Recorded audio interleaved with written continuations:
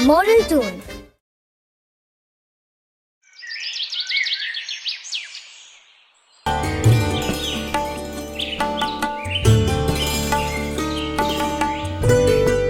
अरे रघुनाथ, कल तुम्हारी बेटी को देखने लड़के वाले आए थे ना? क्या हुआ? बात जमी या नहीं? अभी बात उतनी आगे नहीं बढ़ी है। उन्होंने कहा है कि सोच विचार करके बताएंगे।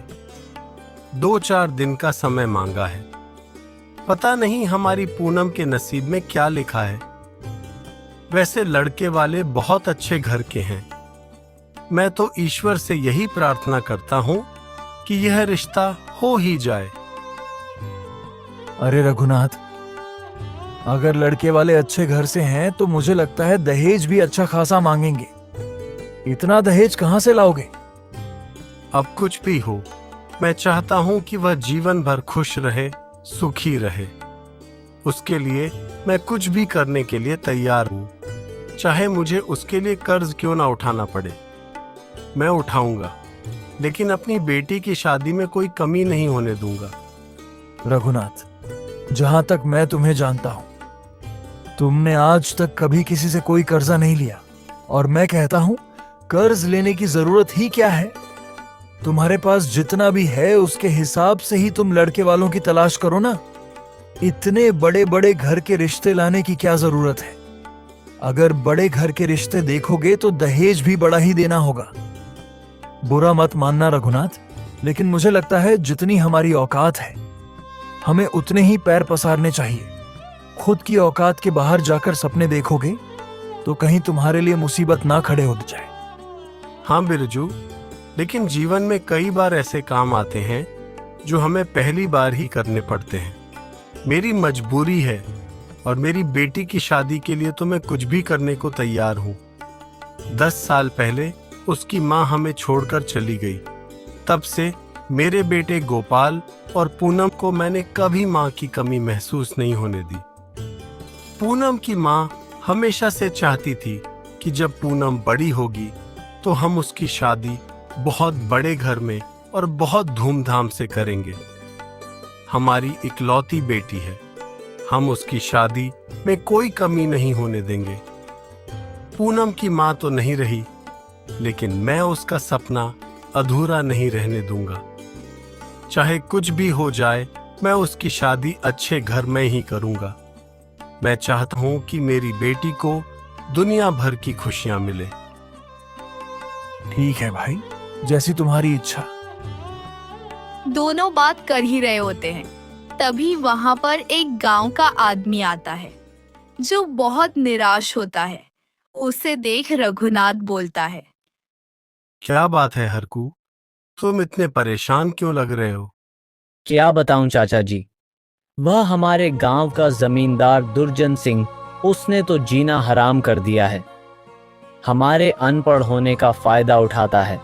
2 साल पहले मैंने उससे कर्ज लिया था, तब से लेकर आज तक चुका ही रहा हूं। अब इतनी बड़ी रकम तो मैं एक बार में नहीं चुका सकता, इसलिए मैं किस्तों में चुका रहा था। लेकिन यह दुर्जन सिंह हर बार मुझे आखिरी किस्त कहकर लूटने जा रहा है। पिछले 3 महीने से वह यही बोलता है कि यह आखिरी किस्त है। जब मैंने आज अपने जमीन के कागजात वापस मांगे तो उसने आज भी यही कहा कि मेरी और एक किस्त बाकी है। वह हर बार यही बोलता है और मेरे जमीन के कागजात मुझे वापस देने के लिए तैयार ही नहीं है। इस बार मुझे भी बहुत गुस्सा आ गया।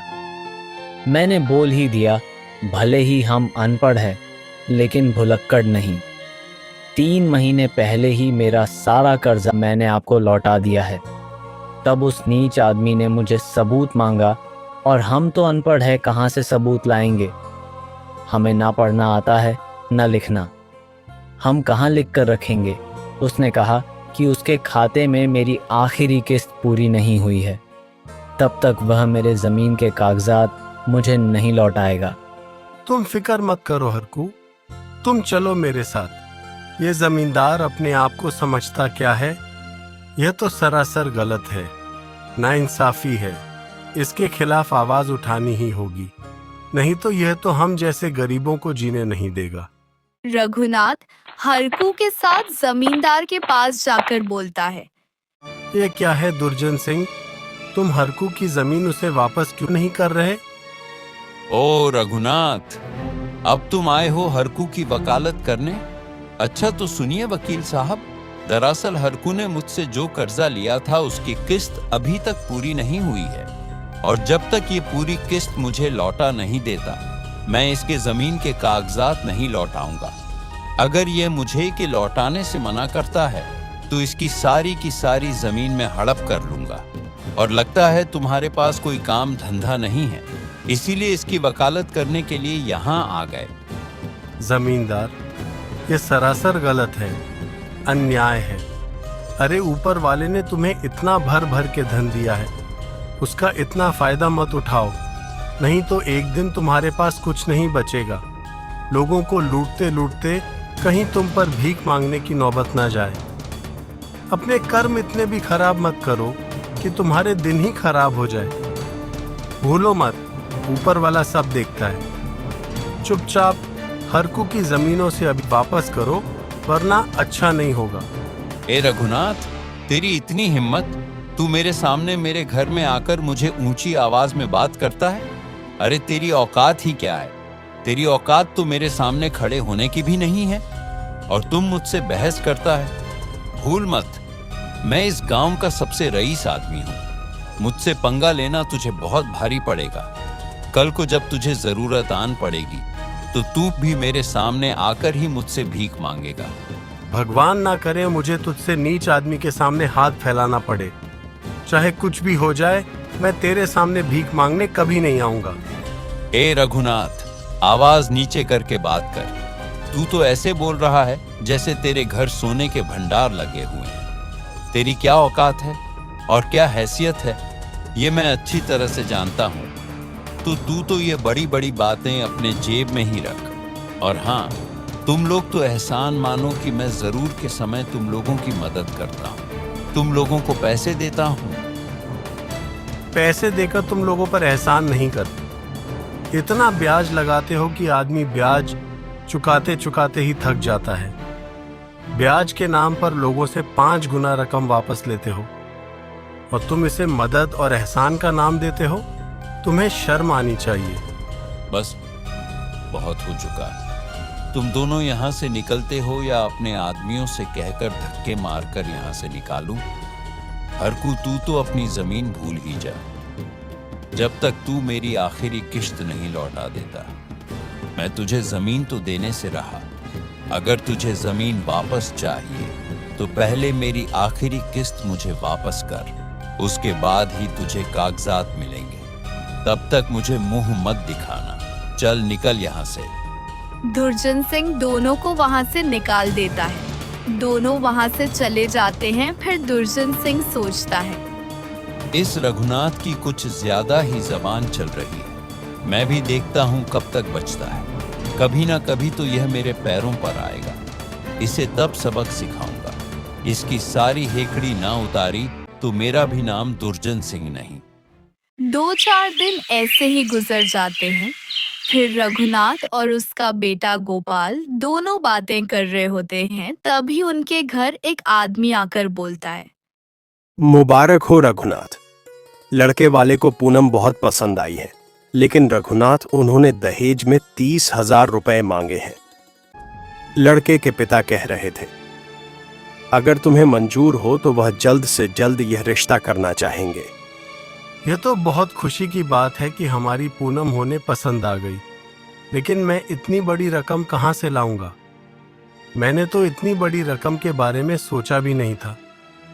उन्होंने तो मेरे सोच से भी दुगनी रकम बता दी। अरे रघुनाथ, कुछ ना कुछ करके यह रिश्ता पक्का कर ही दो। यह रिश्ता हाथ से जाना नहीं चाहिए। तुम्हारी लड़की को इतना अच्छा खानदान ढूंढने से भी नहीं मिलेगा। लड़का भी बहुत अच्छा है।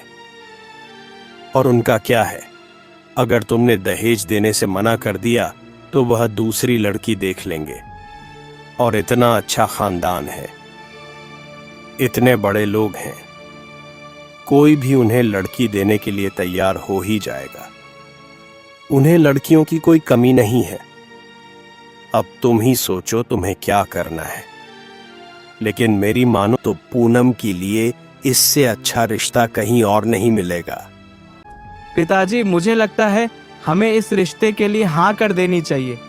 आप फिक्र मत कीजिए, इस बार हमारी फसल बहुत अच्छी आई है। आधे से भी ज्यादा रकम तो फसल बेचने से हो जाएगी। और आप लड़के वालों से बात करके अभी सगाई कर दीजिए और हम शादी 6 महीने बाद के मुहूर्त में करेंगे। तब तक मैं शहर जाकर कोई काम कर लेता हूँ और 6 महीने में बाकी की रकम भी जमा हो जाएगी। फिर हम पूनम की शादी धूमधाम से कर पाएंगे। ठीक है बेटा, अगर तुम कहते हो तो मैं ऐसा ही करता हूँ। फिर पूनम की शादी तय हो जाती है और गोपाल नौकरी के लिए शहर चला जाता है। देखते ही देखते 5 महीने बीत जाते हैं। गोपाल अभी तक नहीं आता। रघुनाथ और पूनम गोपाल की राह देख रहे होते हैं। पिताजी, भैया को गए हुए 5 महीने हो गए। भैया अभी तक नहीं लौटे। हाँ बेटा, मैं भी यही सोच रहा हूँ कि गोपाल अभी तक क्यों नहीं लौटा। जब से गया है तब से उसने एक बार ही तार भेजा था और उसने कहा था कि वो 2 महीने के भीतर आ जाएगा। लेकिन अब तो बहुत समय हो गया है, उसे अब तक आ जाना चाहिए था। लड़के वाले भी इंतजार कर रहे होंगे। मैंने उन्हें फसल बेचकर आधे पैसे तो दे दिए, लेकिन आधे पैसे अभी भी बाकी है। मैंने सोचा था जैसे ही गोपाल आ जाएगा उन्हें दे दूंगा, लेकिन गोपाल को तो बहुत समय हो गया। पता नहीं यह लड़का वहां कर क्या रहा है। दोनों बात कर ही रहे होते हैं, तभी वहां पर लड़के वालों की तरफ से एक आदमी आकर बोलता है। अरे भाई रघुनाथ, शादी को बस 1 ही महीना बचा है। तुमने अभी तक दहेज की रकम नहीं दी। लड़के वाले इंतजार कर रहे हैं भाई, उन्हें भी शादी की तैयारी करनी है, जेवरात बनाने हैं। उन्हें इतना इंतजार करवाना सही बात नहीं। अगर तुम्हारे पास पैसे ही नहीं थे तो तुम्हें हामी भरने की कोई जरूरत ही नहीं थी। तुम उस वक्त कह सकते थे कि इतना दहेज देने के लिए तुम्हारे पास पैसे नहीं हैं। वो कहीं और रिश्ता जोड़ लेते। लड़के के पिता बहुत गुस्सा कर रहे थे। मुझे तो डर है कहीं वह ये रिश्ता ना तोड़ दे। तुम जल्द से जल्द उन्हें पैसे दे दो, वरना तुम्हारी बेटी के लिए अच्छा नहीं होगा। उनका क्या है, वह लड़के वाले हैं और पैसे वाले भी हैं। वह तो कहीं और रिश्ता जोड़ ही लेंगे। लेकिन अगर तुम्हारी पूनम की बदनामी हो गई तो लोग तरह तरह की बातें करेंगे। कोई पूनम से रिश्ता जोड़ने के लिए तैयार नहीं होगा। सारे लोग तो यही समझेंगे ना कि पूनम में कोई खोट होगी, या फिर तुम्हें धोखेबाज समझेंगे कि तुमने दहेज के लिए मुकर गए। दहेज नहीं दिया। अगर यह बात गांव भर में फैल गई तो इसके लिए कोई रिश्ता नहीं आएगा। ये सारी बातें सुनकर रघुनाथ बहुत डर जाता है और बोलता है। जी, मुझे 1 सप्ताह का वक्त दे दीजिए। मैं कुछ भी करूंगा, लेकिन 1 सप्ताह के भीतर दहेज की बाकी की रकम दे दूंगा। मैं आपसे वादा करता हूं, लेकिन आप लड़के वालों को समझाइएगा कि वह यह रिश्ता ना तोड़े। मुझ पर भरोसा कीजिए, मैं दे दूंगा। अच्छा ठीक है, मैं उन्हें समझा दूंगा और तुम कुछ भी करना, लेकिन 1 सप्ताह के भीतर पैसे उन्हें मिल जाने चाहिए। अब मैं चलता हूँ। रघुनाथ बहुत चिंता में पड़ जाता है और मंदिर जाकर प्रार्थना करता है। हे माता रानी, मैंने लड़के वालों को का तो दिया कि मैं 1 सप्ताह के भीतर सारे पैसे लौटा दूंगा, लेकिन मेरी कुछ समझ नहीं आ रहा। मैं करूं तो क्या करूं? एक तो गोपाल अभी तक नहीं लौटा है। मैं तो उसके ही भरोसे बैठा था और यहाँ पूनम की शादी टूटने की नौबत आ गई है। लड़के वाले अब इंतजार करने के लिए तैयार नहीं है। माता रानी, मेरी मदद कर दीजिए। अगर मेरी पूनम की शादी टूटी तो उससे कोई शादी करने के लिए तैयार नहीं होगा। उसकी बहुत बदनामी होगी। मुझ में हिम्मत नहीं है माता रानी कि मैं यह सब होता हुआ देखूं। मुझे कुछ तो रास्ता दिखाइए। तभी वहां पर एक गांव का आदमी आकर बोलता है। अरे रघुनाथ, माता रानी से क्या कहते हो? माता रानी स्वयं आकर तो तुम्हारी मदद नहीं करेगी, तुम्हें पैसे तो नहीं देगी। इसके लिए तुम्हें ही कुछ करना होगा। अपनी मदद तुम्हें खुद करनी होगी। मुझे लगता है तुम्हारे पास एक रास्ता है। हमारे गांव का जो जमींदार है ना, तुम उसे जाकर बाकी की रकम मांग लो, और जब तुम्हारा बेटा लौटेगा तो तुम उसे वापस कर देना। मैं जानता हूं वह बहुत ब्याज लेता है, लेकिन तुम्हारे पास इसके अलावा कोई रास्ता नहीं है। मैं उस जमींदार के पास कभी नहीं जाऊंगा। जमींदार बहुत नीच और गिरा हुआ आदमी है। अरे रघुनाथ, मूर्ख मत बनो। अपना स्वाभिमान अपने जेब में रखो। यह स्वाभिमान दिखाने का वक्त नहीं है। तुम्हारे ऊपर मुसीबत आन पड़ी है। तुम्हारी बेटी का सवाल है। एक बाप अपने बच्चों के लिए क्या कुछ नहीं करता, और तुम अपना स्वाभिमान लेकर बैठे हो। माना कि तुम्हारी और जमींदार की बनती नहीं, लेकिन इस वक्त वही एक है जो तुम्हारी मदद कर सकता है। और रही ब्याज की बात, गोपाल जल्दी आता होगा, तो जैसे ही आएगा तुम उसके सारे पैसे लौटा देना। तब तक उसका ब्याज ज्यादा नहीं होगा, थोड़ा बहुत ही होगा, सो तुम चुका देना। मेरी बात मानो तो उसके पास जाओ और उसे विनती करो, तो ही वह तुम्हें पैसे देगा। पिछली बार जब तुम दोनों के बीच कहां सुनी हुई थी, उसके लिए तुम उससे माफी मांग लेना। चाहे कुछ भी करना, लेकिन उसे मना लेना, नहीं तो तुम्हारी मदद इस गांव में तो कोई नहीं कर सकता। रघुनाथ सोच में पड़ जाता है। 2 दिन ऐसे ही बीत जाते हैं। फिर रघुनाथ सोचता है, लगता है मुझे जमींदार के पास जाना ही होगा। सच में मेरे पास इसके अलावा कोई रास्ता नहीं है। गोपाल तो अभी तक नहीं आया, पता नहीं कब आएगा। तब तक मुझे जमींदार से ही पैसे उधार लेने ही होंगे। मेरा तो बिल्कुल भी मन नहीं है, लेकिन मैं मजबूर हूं। और पता नहीं जमींदार मुझे क्या कुछ नहीं बोलेगा। लेकिन जो कुछ भी है, चाहे वह मुझे गाली क्यों ना दे दे, मुझे आज सुनना ही होगा। रघुनाथ हिम्मत करके जमींदार के पास जाता है और जमींदार से बोलता है। फिर जमींदार जी, मुझे आपकी मदद की बहुत जरूरत है। कृपया मेरी मदद कर दीजिए। मैं जानता हूं जमींदार जी, आपको मेरे ऊपर बहुत गुस्सा आ रहा होगा, क्योंकि मैंने आपसे बहुत बदतमीजी से बात की। लेकिन जमींदार की उसे बात के लिए मुझे माफ कर दीजिए। आज अगर आपने मेरी मदद नहीं की तो मैं गांव में किसी को मुंह दिखाने लायक नहीं रहूंगा। मेरी मदद कर दीजिए।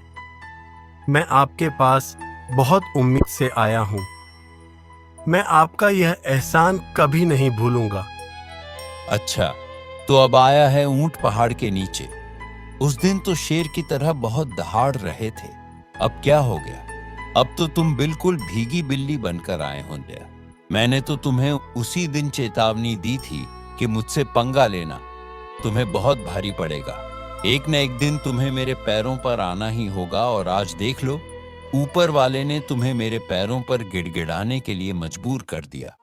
खैर छोड़ो, बताओ तुम कितने पैसों की जरूरत है? जी जमींदार जी, मुझे 20,000 की जरूरत है। जैसे ही गोपाल शहर से लौटता है, मैं आपके सारे पैसे लौटा दूंगा। तुम्हें तो पता है ना रघुनाथ, मैं ऐसे ही किसी के ऊपर भरोसा करके ऐसे नहीं देता। तुम्हारे जमीन के कागजात लेकर आओ, और जब तक तुम मेरे पैसे नहीं लौटा देते तब तक वह जमीन के कागजात मेरे पास ही रहेंगे। और हाँ, अगर तुमने पैसे लौटाने में आनाकानी की तो मैं तुम्हारी जमीन तुमसे छीन लूंगा, याद रखना। जी जमींदार जी, मुझे अच्छी तरह से पता है। मैं आपको जमीन के कागजात देने के लिए तैयार हूँ। रघुनाथ वहां से चला जाता है। जमींदार सोचता है, आखिरकार आज यह मेरे शिकंजे में आ ही गया। और मैं देखता हूं कि यह जमीन मुझे कैसे छड़ाता है। इतना ब्याज लगाऊंगा कि चुकाते चुकाते यह मर जाएगा, लेकिन मेरा ब्याज नहीं चुकेगा। इसकी जमीन तो मैं इसे वापस देने से रहा। अपनी बेटी के शादी के लिए बहुत बड़े बड़े सपने देख रहा था ना। मैं भी देखता हूं कि यह बड़े घर में रिश्ता कैसे होता है। यह शादी तो मैं नहीं होने दूंगा। यह लड़के वालों को दहेज देने के लिए मुझे पैसे लेकर गया है। जब वह पैसे उसके पास रहेंगे ही नहीं तो दहेज कहां से दे पाएगा। लड़के वाले इसके मुंह पर यह रिश्ता तोड़ कर जाएंगे। अब आएगा मजा। दुर्जन सिंह अपने 2 आदमियों को बुलाकर रघुनाथ के घर चोरी करने के लिए भेजता है और उसी रात दुर्जन सिंह के आदमी जाकर रघुनाथ के घर से वह पैसे चुरा कर लेकर आते हैं। शाबाश, तुम लोगों ने बहुत बढ़िया काम किया है। अब मैं देखता हूं यह रघुनाथ की बेटी की शादी कैसे होती है, और तो और वह मेरे पैसे कैसे चुकाता है। फिर अगले दिन जब रघुनाथ को पता चलता है कि उसके घर में वो पैसे नहीं हैं, तो उसे बहुत बड़ा धक्का लगता है। हे भगवान, यह सब कुछ क्या हो गया? मुझे किस कर्म की सजा मिल रही है? एक तो मेरा बेटा अब तक नहीं लौटा है। जैसे तैसे मैं दहेज की रकम जमा की थी, वह भी नहीं रही।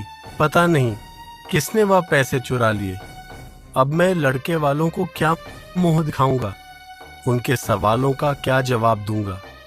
पता नहीं वह मेरे और मेरी बेटी के बारे में न जाने क्या क्या सोचेंगे। मैं किस किस को क्या क्या जवाब दूंगा? पिताजी, जो होना था वह हो गया। मुझे लगता है ये रिश्ता मेरे नसीब में है ही नहीं। आप चिंता मत कीजिए पिताजी, नहीं तो आपकी तबीयत खराब हो जाएगी। आप लोगों के बारे में क्यों सोचते हो? लोगों का क्या है, उनका तो काम ही है बातें बनाना। उन्हें बनाने दीजिए, मुझे कोई फर्क नहीं पड़ता। वैसे भी पिताजी, भैया यहाँ नहीं है और उनके गैर मौजूदगी में मैं ये शादी नहीं करना चाहती थी। पता नहीं कहाँ है, क्या कर रहे हैं, इतने दिन से क्यों नहीं लौटे?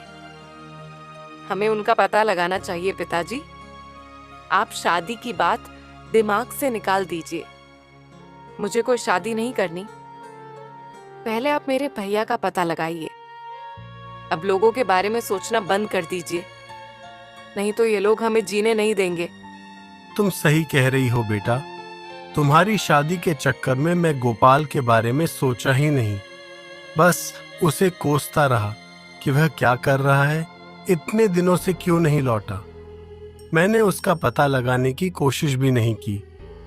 लेकिन बेटा, शहर के बारे में मैं कुछ नहीं जानता और वहां तो हमारा कोई जान पहचान वाला भी नहीं है।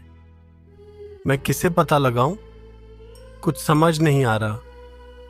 तभी वहां पर लड़के वालों की तरफ से एक आदमी फिर से आता है और रघुनाथ को बहुत कुछ सुनाता है। सारे गांव वालों के सामने रघुनाथ की बहुत बेइज्जती होती है। यह सब देख दुर्जन सिंह बहुत खुश होता है। 2-3 दिन ऐसे ही गुजर जाते हैं। फिर रघुनाथ के घर एक आदमी आकर बोलता है, गोपाल का घर यही है? जी हाँ, मैं गोपाल का पिता हूँ। कहिए ना, क्या बात है? माफ करना चाचा जी, बहुत बुरी खबर है। दरअसल गोपाल जी इस कंपनी में काम कर रहा था। उस कंपनी में बहुत बुरी तरह से आग लग गई थी और सारे के सारे कर्मचारी मारे गए। उसमें आपका बेटा भी शामिल था। सारे लोग इतनी बुरी तरह से जल गए थे कि किसी की लाश पहचान पर मुश्किल हो गया था। इसलिए सब लोगों का वहीं अंतिम संस्कार कर दिया गया। यह सारी बातें सुन पूनम और रघुनाथ के ऊपर दुखों का पहाड़ टूट पड़ता है। दोनों के पैरों तले जमीन की सप जाती है। रघुनाथ यह बात सुन बेहोश हो जाता है। पिताजी उठिए, पिताजी आपको क्या हो गया? उठिए ना पिताजी। थोड़ी देर बाद रघुनाथ होश में आता है। अपने बेटे के लिए बहुत फूट फूट कर रोता है। मैंने आखिर किसी का क्या बिगाड़ा है जो ऊपर वाला मुझे एक के ऊपर एक दुख देता ही जा रहा है। पहले तो उसने तुम्हारी शादी तुड़वा दी, घर में इतनी बड़ी चोरी हो गई, और ऊपर से आज मेरा बेटा भी मेरे पास नहीं है। आखिर मुझे किस बात की सजा मिल रही है? चिंता मत कीजिए पिताजी, सब ठीक हो जाएगा। पहले ही आपकी तबीयत खराब है, ऊपर से आप इतनी चिंता करेंगे तो और भी खराब हो जाएगी। और पिताजी भैया तो नहीं रहे, लेकिन मेरा आपके सिवा इस दुनिया में कोई नहीं है। अगर आप भी ऐसा करेंगे तो मेरा क्या होगा? मैं किसके सहारे रहूंगी पिताजी? रघुनाथ अपनी बेटी की ओर देखकर थोड़े हिम्मत बांधता है। देखते ही देखते महीना बीत जाता है। फिर एक दिन दुर्जन सिंह रघुनाथ के घर आकर बोलता है, रघुनाथ, मैं मेरे पैसे लेने आया हूँ, मेरे पैसे मुझे लौटा दो। जमींदार जी, आपको तो सब कुछ पता है। मेरे घर में इतनी बड़ी चोरी हो गई, मैंने अपना बेटा खो दिया। मेरे पास कुछ नहीं है, मैं आपके पैसे कहाँ से लौटाऊंगा? देख रघुनाथ, तेरे घर की बातों में मुझे कोई दिलचस्पी नहीं है। मुझे तो मेरे पैसों से मतलब है। तेरे घर में चोरी हुई तो इसमें मैं क्या कर सकता हूँ? शायद तेरे ही कुछ बुरे कर्म रहे होंगे जिसकी सजा तुम्हें मिल रही है, उसमें मैं कुछ नहीं कर सकता। मुझे तो बस मेरे पैसे चाहिए। तुम कुछ भी करो, लेकिन मुझे मेरे पैसे चाहिए। अगर नहीं दे सकते तो अपनी जमीन भूल जाओ। ऐसा मत करिए जमींदार जी, वह जमीन तो एकमात्र मेरे जीने का सहारा है। इतना कठोर दिल मत बनिए। मैंने अभी अभी अपना बेटा खोया है और आप मुझसे मेरी जमीन छीनने की बात कर रहे हैं। अगर वह जमीन ही ना रही तो मैं क्या करूंगा? किसके सहारे जीऊंगा? मैं और मेरे बेटी तो भूखी मर जाएंगे। ऐसा मत कीजिए। मैं आपसे वादा करता हूं, मैं आपके पाए लौटा दूंगा, लेकिन मुझे वक्त की जरूरत है। मुझे कुछ और वक्त और दे दीजिए। मैं खेती करूंगा, जैसे तैसे करके तो मैं आपके पैसे लौटाऊंगा, लेकिन लौटा दूंगा।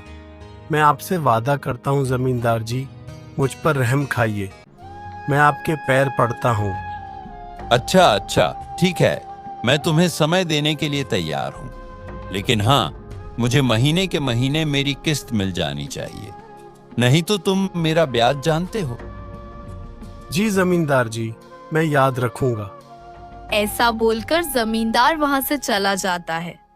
गांव के बाहर जमींदार को एक आदमी अपने हाथ में बाग लिए हुए दिखता है। जमींदार उसे देखकर बोलता है, जी आप कौन? इस गांव के तो नहीं लग रहे। किसके घर आए हो? जी, वो मैं गोपाल का घर ढूंढ रहा था। आप तो जानते ही होंगे, आप तो इसी गांव के हो ना? क्या आप मुझे बता सकते हो गोपाल का घर कहाँ है? हाँ, लेकिन तुम हो कौन? कहाँ से आए हो? दरअसल मैं शहर से आया हूँ। गोपाल जिस कंपनी में काम कर रहा था, उस कंपनी ने मुआवजे के तौर पर गोपाल के परिवार वालों के लिए पैसे भेजे हैं। मैं वही देने आया था। क्या आप मुझे बताएंगे गोपाल का घर कहाँ पर है? तभी दुर्जन सिंह को एक तरकीब सूझती है और वह उस आदमी से कहता है, दरअसल बेटा, वह बदनसीब बाप में ही हूँ। गोपाल मेरा ही बेटा था। तुम चलो, मैं तुम्हें घर लेकर चलता हूँ। दुर्जन सिंह उसे झूठ बोलकर अपने घर पर लेकर जाता है और उसे अपनी बातों में फंसा लेता है। हिम्मत रखिए चाचा जी, सब ठीक हो जाएगा। दरअसल ये हादसा कैसे हुआ, ये किसी को पता ही नहीं चला। अभी तक वहां के सारे लोग सदमे में हैं। मैं आपकी हालत समझ रहा हूं, लेकिन आप हिम्मत रखिए। इस बैग में कंपनी ने आपको एक अच्छी खासी रकम दी है। कंपनी आपका बेटा तो आपको लौटा नहीं सकती, लेकिन आपके आगे की जिंदगी के लिए आपके लिए मदद भेजी है। इसे स्वीकार कर लीजिए। फिर दुर्जन सिंह रख लेता है और वह आदमी वहां से चला जाता है। उसके जाते ही दुर्जन सिंह बैग खोलकर देखता है तो उसमें लाखों रुपए होते हैं। यह देख दुर्जन सिंह की आंखें चमक होती है और वह कहता है, हे भगवान, इतने सारे पैसे! अच्छा हुआ ये आदमी मुझे मिल गया।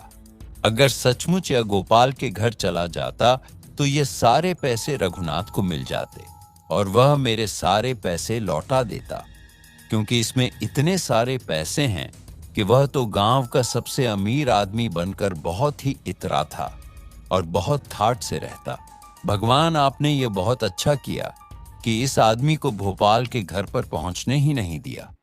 शायद आप भी नहीं चाहते कि रघुनाथ को यह पैसे मिले। क्या बात है, आजकल तो ईश्वर भी मेरी बहुत सहायता कर रहा है। आपका बहुत बहुत धन्यवाद भगवान। दिन बीतते चले जाते हैं। खेती में काम कर करके रघुनाथ की तबीयत दिन ब दिन खराब होती जाती है। रघुनाथ बीमार रहने लगता है। दुर्जन सिंह रघुनाथ को पैसे के लिए बहुत सताता है। ए रघुनाथ, बस अब बहुत हो चुका। अब तेरी जमीन पर कोई अधिकार नहीं। वह जमीन मेरी हो चुकी है। वह जमीन में तुझे छीनता हूँ। बहुत दिन हो गए तुम्हारा नाटक देख रहा हूँ और मैं तुम्हें बहुत समय दे दिया। अब मैं तुम्हें एक दिन का भी और समय नहीं दूंगा। आज के बाद उसे जमीन पर पैर रखने की जुर्रत मत करना। तब मुझसे बुरा कोई नहीं होगा। रघुनाथ दुर्जन सिंह के सामने बहुत मिन्नतें करता है, लेकिन दुर्जन सिंह उसकी एक नहीं सुनता और वहां से चला जाता है। फिर रघुनाथ चिंता में पड़ जाता है और सरपंच जी के पास जाकर मदद मांगता है। सरपंच जी दुर्जन सिंह को बुलाते हैं। सरपंच जी, इसने खुद वह जमीन मेरे नाम पर की है। उस जमीन के बदले मुझे 60,000 रुपए लिए थे और उसके बाद इसके घर में चोरी हो गई है तो पूरा गांव जानता है। अब आप ही बताइए सरपंच जी, इसमें मेरी क्या गलती है? अगर इसके घर में चोरी हो गई तो इसमें मैं क्या कर सकता हूं? वह जमीन तो अब मेरी हो चुकी है और आपको यकीन नहीं आता तो मैं आपको जमीन के कागज दिखा सकता हूं। यह सारी बातें सुन रघुनाथ चौंक जाता है। ये तो क्या कह रहा है दुर्जन सिंह? मैंने तुझे कब 60,000 लिए? मैंने तुझे बस 20,000 लिए थे, वह भी अपनी बेटी की शादी के लिए, जो चोरी हो चुके थे। मैंने तुझे चुकाने के लिए समय मांगा, तूने मुझे वह भी नहीं दिया और अब तूने मेरी जमीन हड़प कर ली। ऊपर से झूठ बोल रहा है। सरपंची, यह सरासर झूठ बोल रहा है। मैंने इसे कोई जमीन नहीं बेची थी। मैं जमीन गिरवी रख इससे 20,000 रुपए लिए थे। रघुनाथ, दुर्जन सिंह के पास सबूत है और यह बात सच है कि सारा गांव जानता है कि तुम्हारे घर में बहुत बड़ी चोरी हुई थी। उसी की वजह से तुम्हारी बेटी की शादी भी नहीं हो पाई। तुम झूठ क्यों बोल रहे हो? अगर तुम्हें जमीन बेचकर पैसे लिए थे तो तुम अब बेईमानी क्यों कर रहे हो, जबकि उसके पास सबूत है? अगर तुम्हारे पास कोई सबूत है तो लेकर आओ कि तुमने 60,000 नहीं 20,000 लिए थे, और तो और वह जमीन तुम्हारी है। इस बात का सबूत लेकर आओ कि तुमने इसके नाम पर जमीन नहीं की थी। रघुनाथ कुछ बोल नहीं पाता। उसे अपनी किस्मत पर बहुत रोना आता है। वह उदास होकर वहां से चला जाता है और घर जाकर उदास होकर बैठ जाता है। तभी वहां पर गोपाल का एक दोस्त पता है और रघुनाथ से कहता है, नमस्ते चाचा जी, मैं गोपाल का दोस्त हूँ। दरअसल मैं भी शहर में उसके साथ काम किया करता था।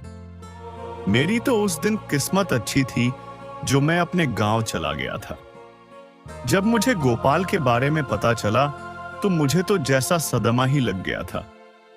बहुत कम समय में गोपाल और मैं बहुत अच्छे दोस्त बन गए थे। मुझे लगा कि मैं एक बार आपसे भी मिल लूं, इसलिए मैं यहां तक आ गया।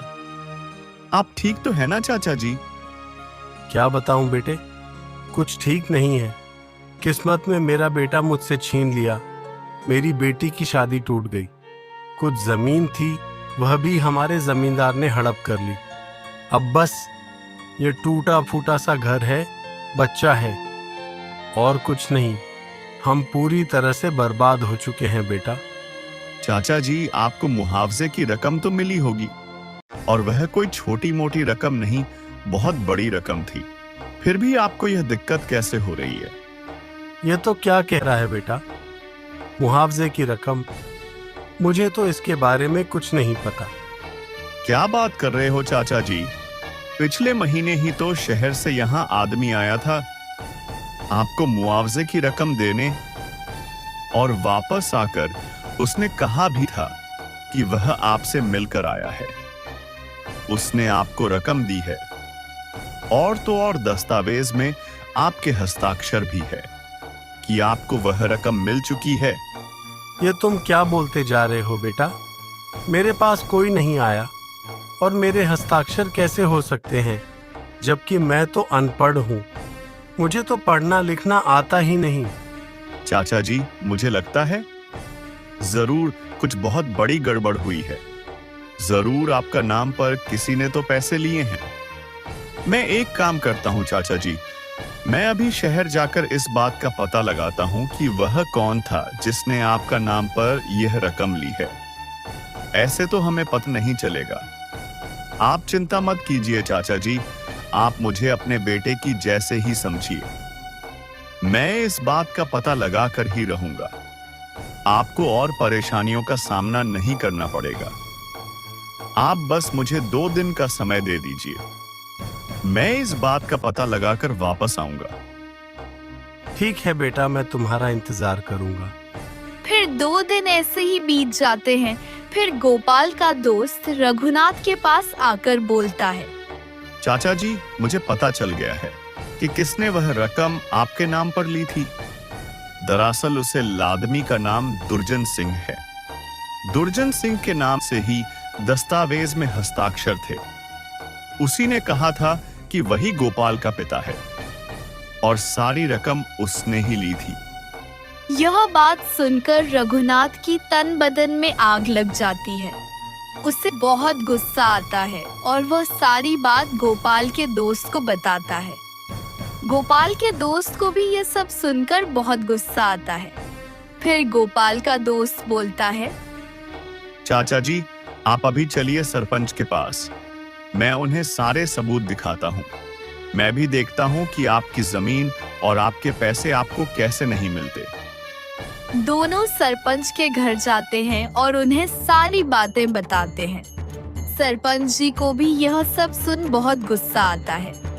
सरपंच जी दुर्जन सिंह को वहां बुलाते हैं और उसे कहते हैं, दुर्जन सिंह, तुम इतने नीच और गिरे हुए इंसान हो सकते हो, यह मैंने नहीं सोचा था। तुम्हें शर्म नहीं आई? तुमने किसी की मजबूरी का इतना फायदा उठाया।